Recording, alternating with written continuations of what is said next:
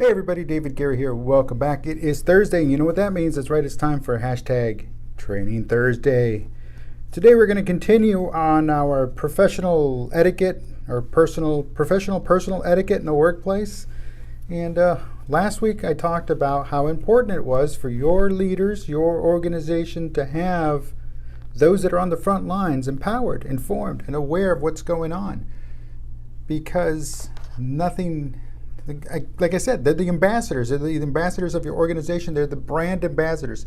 And if they don't have the tools to do the job, what does that say about the impression you give those visitors?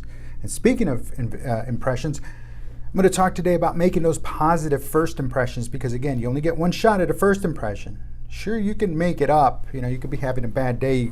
You can be off, and that's fine. But what does it say if it's continual? See, how you present yourself to others in business and in personal speaks volumes of you, yourself, your organization, and those you associate with, and those that associate with you. Speaks volumes, trust me. Now, see, people often form those first impressions about others within seconds of first meeting them. And before you even speak to them, before they even speak to you, they look at you, they give you that up and down. You see it happening, and already they know what they think of you. And you can't change that. I can't change that first impression when you saw my first video. I took a shot, that's it. But I can only get better and win some people over. And I've done that in the past. It's happened. I've won people over.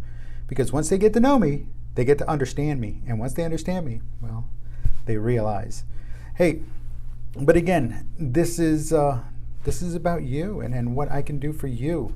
And I'm here to help. And that's really my passion, is to help you.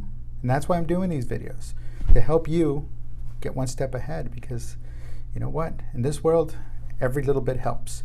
So what's the first thing we do? Well, we stand up straight if we're standing up. If you're sitting down and you're going to meet someone, please stand up. Make it a point to stand up. That right off the bat is great. Make eye contact.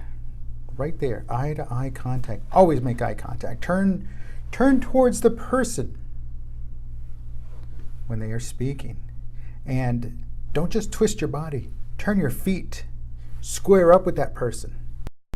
No, you're not being offensive. You're not taking a bad position there. You're like ready to go. No, but you're drawing your attention to them. You're focusing on them. You're showing them that, hey, look, you're important to me, and this conversation is important, and that's a very good thing. Now, your attire, your appearance, well, follow your office dress code. Sorry about that. Follow your office dress code. I know, your dress code typically does not mean you're wearing a microphone, so you end up hitting it. But if you do, try not to hit it. Let's see what else you can do. Well, you can always try dressing above the norm of your organization, of your dress code, if there is a dress code. And if there isn't a dress code, well, you know what? Just think it through.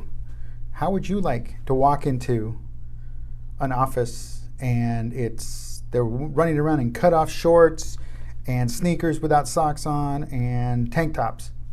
Well, unless they're selling beach clothes, the answer would be no, that's not too good.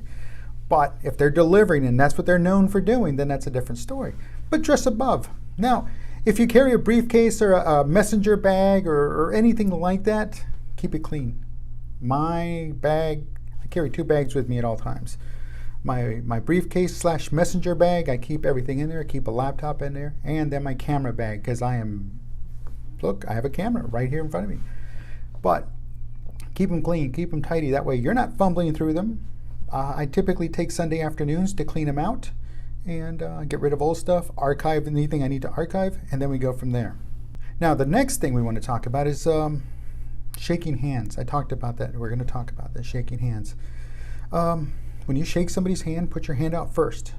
There's this great episode of MASH, and this soldier's wounded, and it's being shot from the perspective of the wounded soldier, and how MASH is an old TV show from the 70s and early 80s. About these surgeons, these hospitals, mobile army surgical hospitals in the Korean War. And in this one episode, the soldier's wounded, he's shot, he's hurt in the throat, he can't speak, so they're doing this show from his perspective. And the commander of the unit, Colonel Potter, comes in, and it's the first time the young man is meeting, or the patient is meeting him. The first thing he does is he extends his hand. And the colonel knew instinctively, you're from Texas. And the guy, the camera nodded yes. Says, I know when somebody's from Texas because they're the first ones to put their hands out. And the first ones to offer you a hand in a handshake. And so you do that. Be the first one. I mean, if you know them by reputation or their reputation precedes them, remember, first impressions, it doesn't matter if it's good or bad. Put your hand down. Hello, my name is David. How are you? Lastly is a couple of other personal things, and it's like, be alert. Get plenty of sleep, be rested, be ready to rock and roll, because you're dozing off in the workplace. Either you don't have enough to do, or you're just bored with the job, or you didn't get enough sleep.